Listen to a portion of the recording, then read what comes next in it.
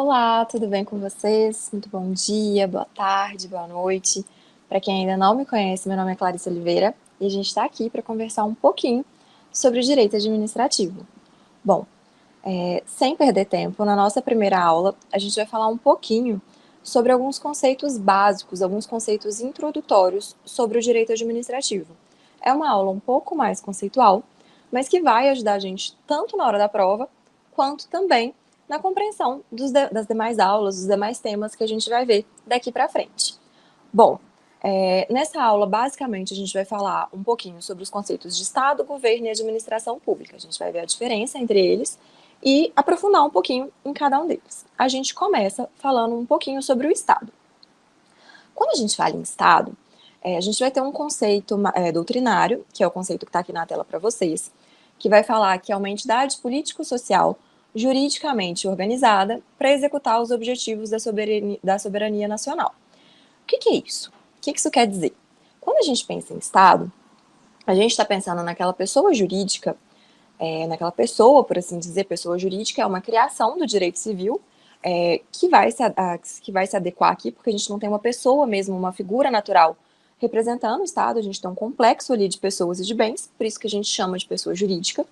Mas, enfim, Estado é uma pessoa jurídica que vai ser formada por diversos fatores. Entre eles, a gente está pensando naquele território, naquela fronteira mesmo, onde tudo que está dentro forma um país, nas pessoas, no povo e também no governo, que é o poder político que vai ligar essas pessoas àquele determinado espaço, aquele determinado território. Então, o conceito bonito que a gente dá, basicamente, é uma organização de um poder, é a organização de um poder político, que vai reconhecer, que as pessoas vão reconhecer como um Estado, e exatamente em face desse reconhecimento, é legítimo para ele o uso da força para salvaguardar, para segurar o poder dele, as fronteiras dele, o território dele. Basicamente, a gente tá falando da existência de um povo que é submetido a um governo soberano dentro de um território delimitado ali geograficamente. A gente tem aqui, cada bandeirinha dessa aqui na foto, forma um estado diferente, forma um país, por assim dizer, diferente. Bom, quando a gente fala no Estado brasileiro em si, a gente vai lembrar que o Estado brasileiro tem algumas características próprias. O Estado brasileiro, de acordo com a Constituição, ele é formado pela união indissolúvel dos 26 estados, da união dos 26 estados, do Distrito Federal e dos municípios. Quando a gente olha cada um desses entes federativos, porque a gente vai ver daqui a pouco que o Estado brasileiro é uma federação, quais são as características que saltam aos olhos para a gente? Cada um desses entes federativos que vão formar o Estado brasileiro, a União, os estados, o Distrito Federal e os municípios, eles são autônomos entre si. A gente não vai ver um município subordinado a um estado e um estado subordinado à União. Cada uma dessas pessoas jurídicas, cada um desses entes políticos, eles têm autonomia, eles estão ligados entre si, cada um vai ter uma competência própria, que a própria Constituição vai trazer para a gente, mas eles são autônomos entre si. Então vamos lá, aprofundando um pouquinho mais nas noções de Estado. Quando a gente fala em Estado, a gente tem que diferenciar o Estado da nação. Quando a gente fala em Estado, como a gente viu, a gente está falando numa entidade jurídica, numa entidade política, ali, numa convenção que foi dada, que fala da organização de um conjunto de pessoas em determinado território, que estão ali subordinadas a um governo próprio. A gente está falando de uma realidade jurídica. Já quando a gente fala em nação, a gente não está falando, não necessariamente a gente vai precisar desse elemento território. Não necessariamente a gente vai precisar de um território delimitado, como é que eu explico? Não necessariamente a gente vai precisar de um país formado, para ser mais claro assim. Quando a gente fala em nação, a gente está falando numa realidade sociológica. E o que isso quer dizer? Quer dizer que a gente está pensando em pessoas, num sentido social, por assim dizer. Nação é uma comunidade de pessoas, nada mais é do que uma junção de várias pessoas. E essas pessoas, elas vão ser ligadas entre si de acordo com algum sentimento, de acordo com algum vínculo, algum laço que elas têm em comum. Quais podem ser esses laços? A gente pode estar falando de laços linguísticos, por exemplo, aquelas pessoas falam a mesma língua. A gente pode estar falando de laços étnicos, aquelas pessoas têm a mesma etnia. A gente pode estar falando até mesmo de laços geográficos. Elas estão ali associadas, por exemplo, a uma região de mata, a uma região de um lago, a alguma coisa que permite a sobrevivência delas, e elas se identificam em razão disso. Laços religiosos, elas cultuam a mesma religião. E laços culturais, elas têm uma cultura semelhante. Por que é importante fazer essa distinção? Porque já existiram épocas que a gente tinha nações formadas que não formavam um Estado. O melhor exemplo que a gente pode dar disso é a nação judaica. Os judeus, por algum tempo, por muito tempo, na verdade, eles formavam uma nação, eles formavam a nação judaica, eles tinham ali uma entidade de religião, de cultura, de laços linguísticos, de uma etnia, por assim dizer, mas eles não tinham um Estado propriamente dito, eles não tinham um território que era deles. Isso só foi se dar quando da criação do Estado de Israel. Antes disso, a nação judaica era somente nação, por assim dizer. E do mesmo modo, a gente pode ter estados que contemplam mais de uma nação, ou que não tenham uma nação propriamente dita. A gente tem diversos estados, incluindo o Brasil, que tem uma população diversa, uma população que pode falar línguas diferentes, que traz etnias diferentes, que até mesmo, que apesar do contorno geográfico da União ser o mesmo, a realidade de cada estado, de cada etnia é diferente, que vai possuir religiões diversas e também culturas diversas. E nem por isso deixam de formar um Estado, porque o conceito de Estado é um conceito, uma realidade jurídica, é um conceito político e não uma realidade sociológica. Mas vamos lá. Ainda dentro de Estado, quando a gente fala em elementos do Estado, a gente está falando basicamente do que é necessário para formar aquele Estado. A gente tem um elemento espacial, que nada mais é do que aquele território, aquela delimitação geográfica. A gente vai ter um elemento pessoal, que vai ser formado pelo povo, pelas pessoas que constituem aqui, que estão dentro daquele Estado, e um elemento organizativo, que vai ser formado ali pelo governo, pelo poder soberano daquele Estado. Quando a gente fala em soberania, a gente vai falar a soberania nada mais é do que o reconhecimento de um Estado pelos demais Estados na ordem internacional. De acordo com a soberania, aquele Estado, vamos usar o Brasil como exemplo. De acordo com a soberania, o Estado brasileiro, ele é soberano em relação aos demais estados, demais entidades internacionais. Então, ele tem soberania em relação à Argentina, por exemplo. Ele é independente. O Brasil não deve nenhum tipo de, digamos assim, de subordinação em relação à Argentina ou em relação a qualquer outro estado. É daí que vem o conceito de soberania, da mesma forma que a Argentina, os Estados Unidos também são independentes, são, digamos assim, o limite de um estado vai até onde começa o do outro. E quando a gente fala em reconhecimento pelos demais estados, o que isso traz? O que isso induz?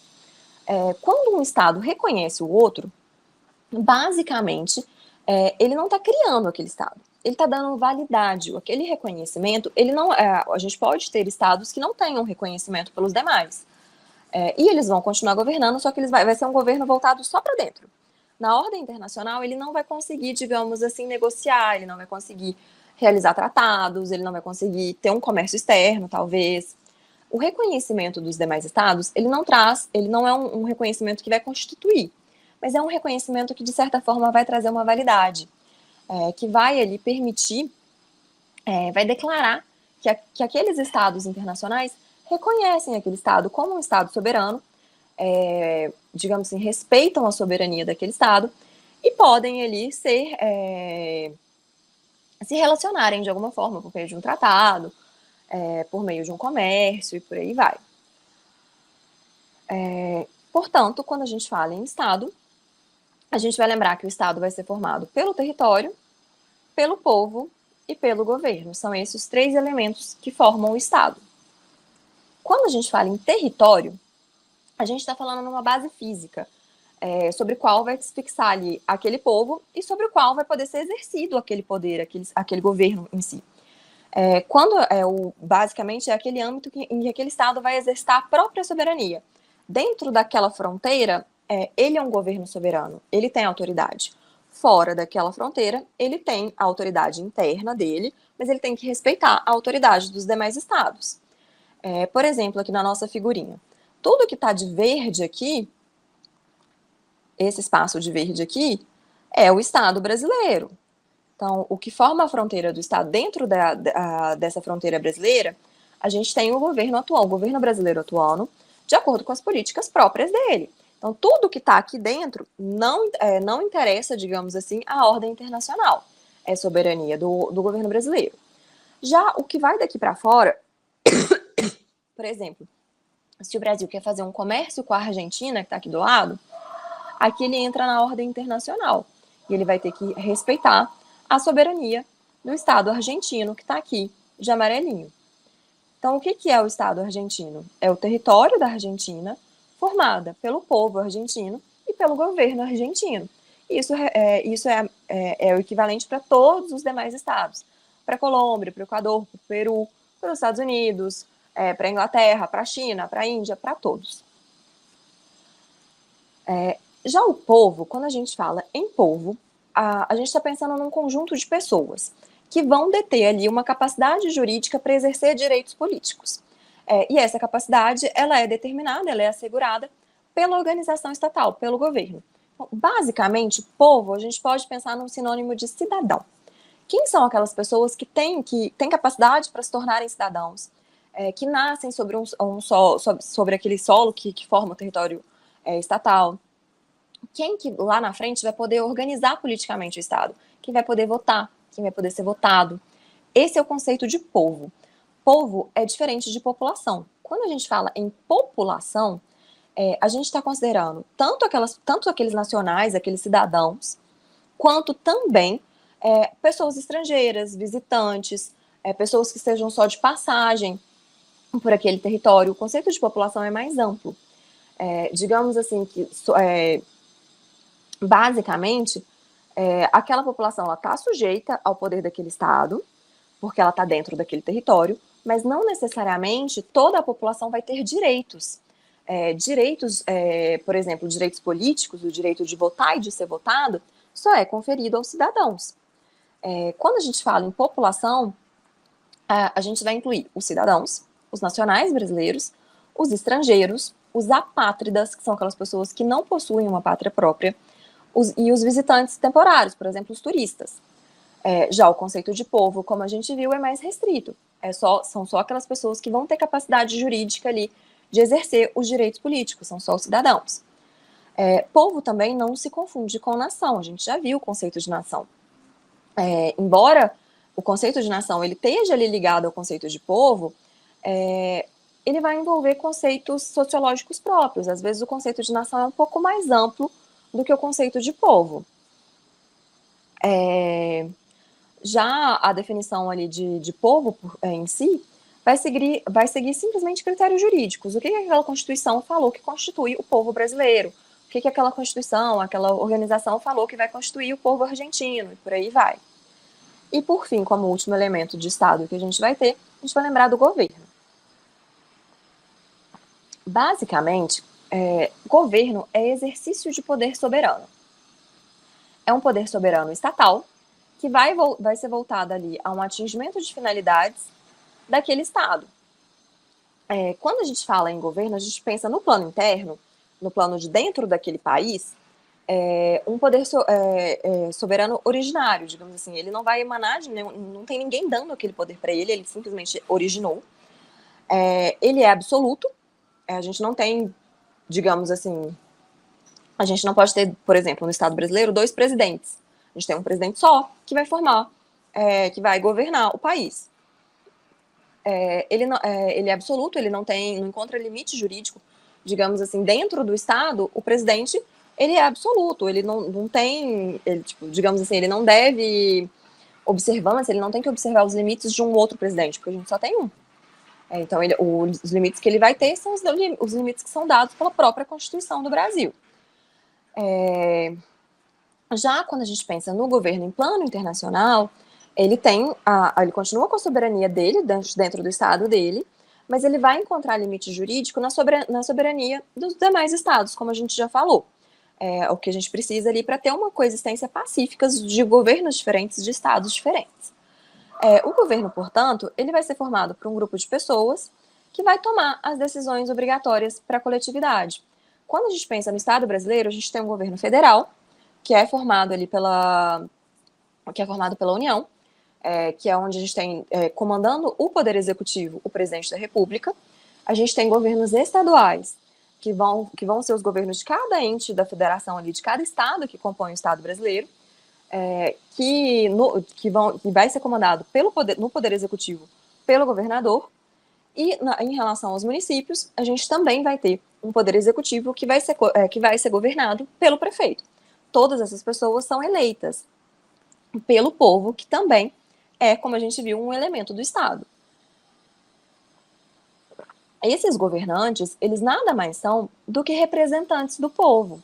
Eles vão representar o poder soberano do Estado e vão decidir ali em nome da coletividade. O plano interno e o plano internacional, a gente já viu que o governo é soberano e absoluto no plano interno, e a soberania dele é limitada à soberania dos demais estados no plano internacional. Formas de Estado. Quando a gente fala em forma de Estado, a gente está pensando no modo como aquele Estado vai se estruturar, como ele vai se organizar politicamente. Basicamente, como aquele poder político ele se organiza dentro daquele território. Quando a gente pensa em forma de Estado, a gente pode ter tanto um plano internacional quanto um plano constitucional.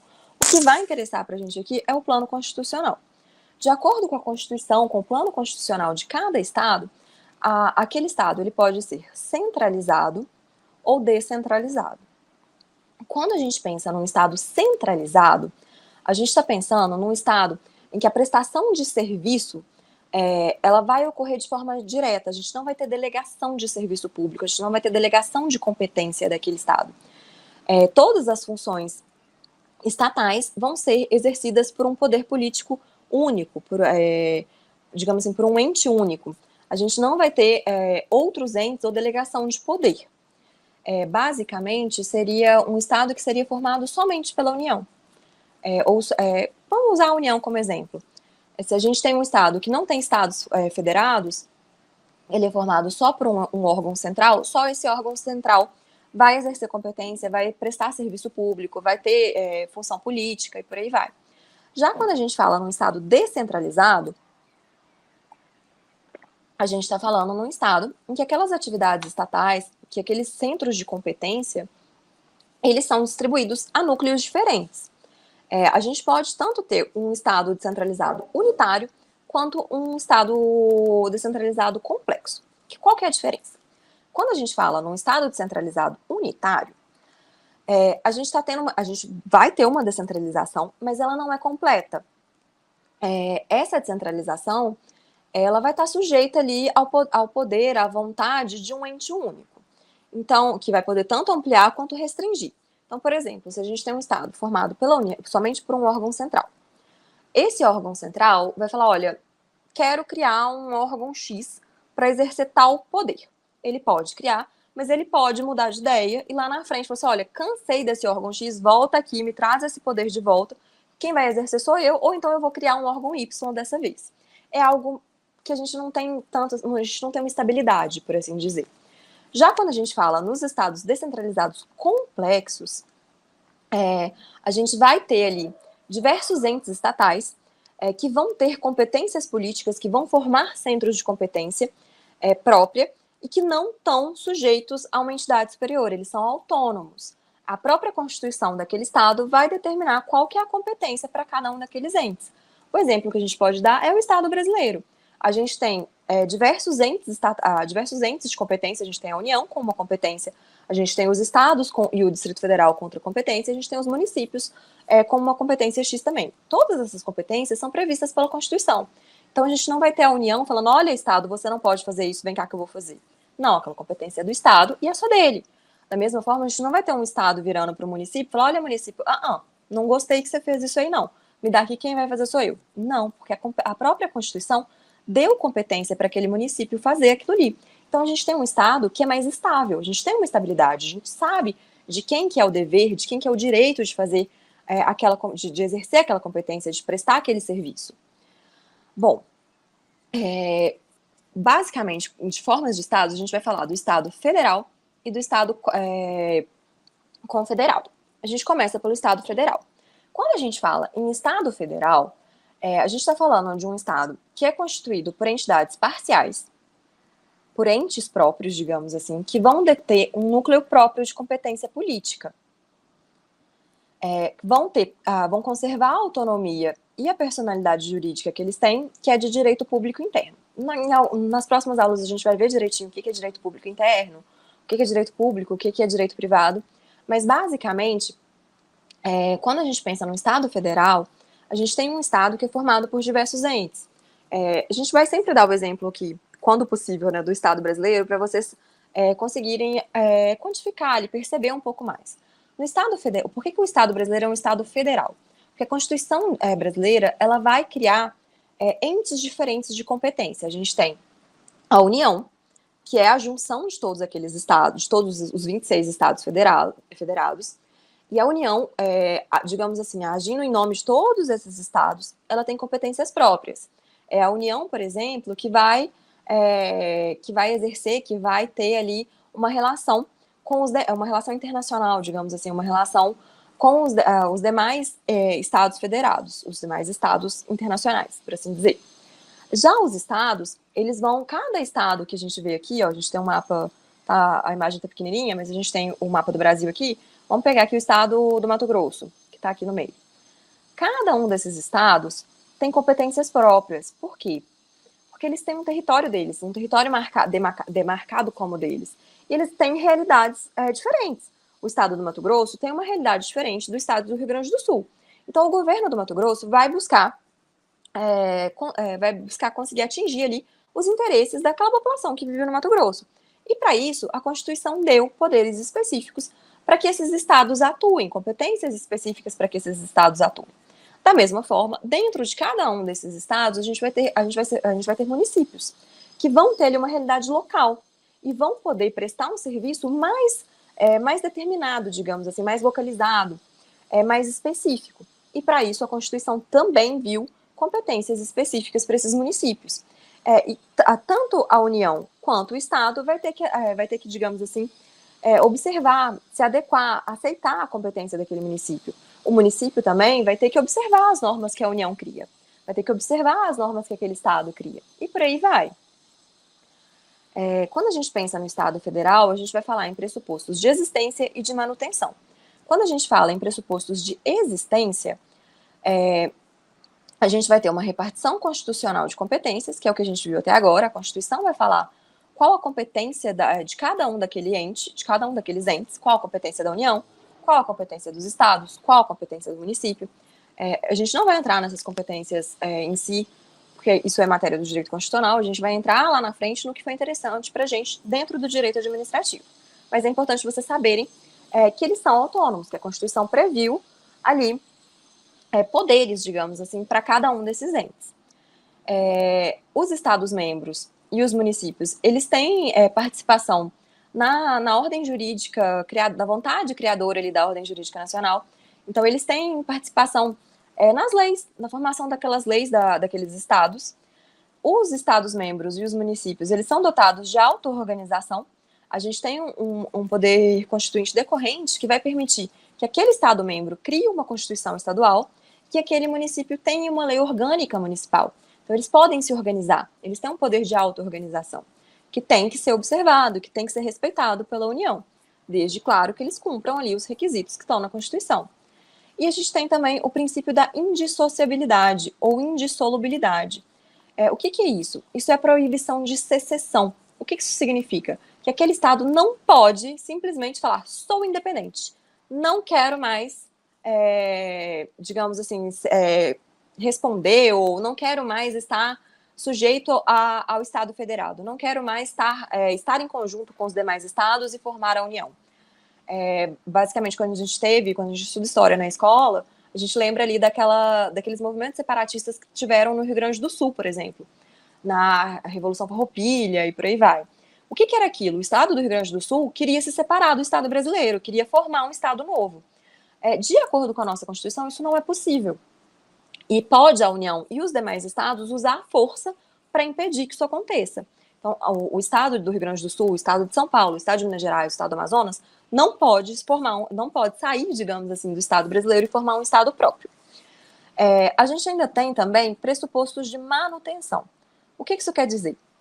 É que para a manutenção daquele Estado, para que aquele Estado continue existindo, a gente precisa de uma rigidez constitucional, a gente precisa que aquela Constituição seja, digamos, tenha uma característica rígida, que seja mais difícil alterar aquela Constituição. Porque senão qualquer leizinha pode falar, olha, não, vou mudar aqui, então o Estado brasileiro não é mais um Estado federal. Quem prevê que o Estado brasileiro é um Estado federal é exatamente a Constituição brasileira. Se eu posso alterar a Constituição de qualquer forma, eu posso alterar essa característica. Então, para isso, eu preciso que seja mais difícil, ou até mesmo que em determinados casos não seja possível alterar aquela Constituição. É isso que a gente chama de rigidez constitucional. E também a existência de um órgão que seja responsável pelo controle de constitucionalidade das leis e pelas decisões ali dos conflitos de competência entre aquelas entidades. Toda vez que a gente tiver um conflito de competência entre a União e o Estado, entre a União e o município, entre o Estado e o município, eu preciso de um órgão que fale quem está com a razão, digamos assim. E também um órgão que fale que aquela lei estadual, que aquela lei federal está de acordo com a Constituição Federal. Para aqui no Brasil, quem faz esse papel é o Supremo Tribunal Federal. Vamos lá. A gente tem duas formas de criação de um Estado federal. A gente tem o federalismo por segregação e o federalismo por agregação. Qual a diferença? É basicamente o que está na figurinha aqui. Quando a gente fala em federalismo por segregação, a gente tem um Estado que já era unitário e vai criar estados autônomos. Então, a gente tem, por exemplo, a União criando entes da federação. Então, a União está pegando o poder dela e distribuindo. O poder antes era assim, ele era todo concentradinho, e a União falou, olha, vou distribuir porque vai ser melhor. Então ela faz, ela abre, digamos assim, ela cria outros entes para dividir essas competências, para dividir esse poder. Por exemplo, exemplos que a gente tem de federalismo que se deram por segregação é o Brasil, o México, a Argentina. Um sinônimo de federalismo por segregação é federalismo centrífugo. A força centrífuga é exatamente essa força que faz assim, que expande, que sai de um ponto inicial e aumenta. Então, toda vez que a gente falar em segregação, a gente vai lembrar, por exemplo, de uma flor abrindo. É aquele miolinho que vai abrir e vai formar os outros entes. Ao contrário, quando a gente fala em federalismo por agregação, a gente tinha já estados autônomos que preexistiam, e eles vão ali se aglomerar sobre uma nova formação comum, que vai ser uma detentora única ali de soberania, que vai ter um direito, que vai formar um direito público externo. O melhor exemplo que a gente tem disso é os Estados Unidos. Quando a gente pensa no federalismo dos Estados Unidos, a gente tinha ali estados entes da federação ou estados pré-existentes. A gente tinha os estados independentes ali dos Estados Unidos, o estado da Virgínia, o estado de Nova York, e por aí vai. E eles, em determinado momento, vão entender que eles precisam se juntar e formar um estado só, formar um ente federativo, né, um central, para ser mais forte, digamos assim, para ter mais voz num plano internacional. Então, eles decidiram se juntar ali e formaram os Estados Unidos da América. Até o nome traz esse movimento para a gente. Então, quando a gente fala em federalismo por agregação, a gente vai lembrar de um movimento centrípeto. Tanto que digamos assim, o sinônimo que a gente vai ter é federalismo centrípeto. E a força é o oposto do que a gente viu da força do federalismo por segregação. No federalismo por segregação, a gente tinha isso aqui.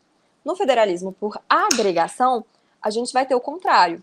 A gente vai ter, basicamente, algo que era assim, que era extremamente aberto, e que vai se fechar. Por exemplo, a flor se fechando. Ela vai se fechar ali e vai se proteger. Aqueles estados que eram pré-existentes, eles continuam tendo uma autonomia interna, mas quem vai, digamos assim, negociar, quem vai se relacionar com os demais estados na ordem internacional, vai ser aquele ente central, vai ser aquela união. Para finalizar esse bloco, a gente fala um pouquinho também sobre o Estado confederado. O que é Estado confederado? Quando a gente fala em Estado confederado, a gente está falando numa reunião permanente de estados que são independentes e soberanos. Então, a gente tem diversos estados que por exemplo, vou dar um exemplo que não existe, tá, gente? Por exemplo, Brasil, Argentina, Uruguai, são estados independentes e soberanos e que, com a finalidade ali de defesa externa e paz interna, vão se reunir. Essa reunião ela é precedida de um tratado internacional e cada um daqueles estados vão ter a possibilidade ao contrário da federação, de se desligar, de sair daquela confederação. Então, basicamente, o Estado confederado é a junção de estados que são independentes, que podem sair a qualquer momento, mas que estão se unindo ali por um fim comum e vão formar um Estado único, tá, gente? Diferenças, então, entre Estado federal e Estado confederado. A gente tem como fundamento jurídico que vai legitimar, digamos assim, um Estado federal, a Constituição. Já em relação ao Estado confederado, a gente não vai ter uma Constituição propriamente dita. A gente vai ter um tratado internacional. Quando a gente pensa no Estado federal, a gente tem unidades parciais, a gente tem Estados-membros. E esses Estados-membros não possuem direito de secessão. Como a gente viu lá, eles não podem simplesmente se declarar independentes. Eles são ali associados, eles não podem se desassociar, por assim dizer. Já em relação ao Estado confederado, a gente tem unidades parciais também, mas que vão possuir o direito de secessão. São estados independentes que vão poder sair daquela confederação, se assim eles desejarem. No Estado federal, os Estados-membros, né, eles detêm autonomia. Já no Estado confederado, eles detêm soberania. Eles formam estados próprios, então eles têm soberania em relação aos demais. O que acontece dentro de cada um daqueles estados é problema daquele estado. Ele só tem que respeitar a soberania do outro. Já em relação ao Estado federal, o que acontece dentro de cada Estado-membro também é problema da União, também o que acontece dentro de cada município também é problema daqueles estados. Bom, gente, nesse primeiro bloco, era isso que eu queria conversar com vocês. A gente volta num segundo bloco para terminar os conceitos de administração pública também, de governo, que a gente ainda precisa dar uma olhadinha, e para fazer alguns exercícios para poder memorizar. Muito obrigada, a gente para rapidinho para tomar um café e a gente já volta. Você acaba de assistir a uma aula ou uma parte das muitas aulas que nós temos aqui no nosso curso online preparatório Gabaritando Câmara de Campinas para Técnico Legislativo. E se você chegou até aqui porque gostou, não é verdade? Então continua, porque eu tenho um recado importante para te passar. Nós montamos o curso online preparatório, um curso completo, onde você vai ter as seguintes vantagens. Deixa eu mostrar aqui para vocês as vantagens do nosso curso preparatório. Em primeiro lugar, você vai ter acesso imediato. Então, isso significa que ao adquirir o curso, você recebe no seu e-mail os dados de acesso, login e senha, e já começa a navegar na plataforma com a gente. Você vai ter acesso ilimitado, poderá assistir às aulas quantas vezes você quiser, não tem limitação de visualizações. Você vai ter no curso Teoria e Questões Comentadas, aliás, centenas de questões comentadas pelos nossos professores, o que vai fazer uma diferença muito grande na sua preparação. Você vai ter material em PDF das aulas, tá? Então nós transformamos os slides dos professores em material em PDF. Além disso, receberá vários bônus. Olha só, gente. Caderno de questões, que são questões gabaritadas para você treinar. Milhares de questões separadas por matéria. Então você vai baixar o material e vai estudar e vai resolver essas questões. Faremos 2 simulados e também teremos aí revisão de véspera já garantida também. 3 bônus sensacionais. Tudo isso por um valor especial de lançamento, hein? De R$ 697 por apenas R$ 397 ou 12 vezes de R$ 39,65. Ok? Para você adquirir o curso preparatório, você vai fazer o seguinte. Abaixo do vídeo, na barra de descrição da barra de comentários, vai ter um link. Você vai clicar nesse link e vai ser redirecionado à página do curso. Lá encontrará todas as informações necessárias. Aí é só preencher seus dados, escolher a forma de pagamento e pronto. Vai começar a estudar aqui com a gente no Vencendo Concursos. Beleza? Show de bola? Se tiver alguma dúvida, lá na página do curso eu tenho um chat online. É só você digitar a sua dúvida que um dos nossos consultores vai te atender e vai sanar. Ou você também pode chamar na central de atendimento do WhatsApp. Tá aí o número 11 97465 6052. Show de bola? Então é isso, gente. Eu vou ficando por aqui. Um grande abraço para vocês. Vou ficar aguardando, hein? Você dentro da plataforma. Já clica no link aí, já faz a sua matrícula e inicie imediatamente a sua preparação. Grande abraço e até mais!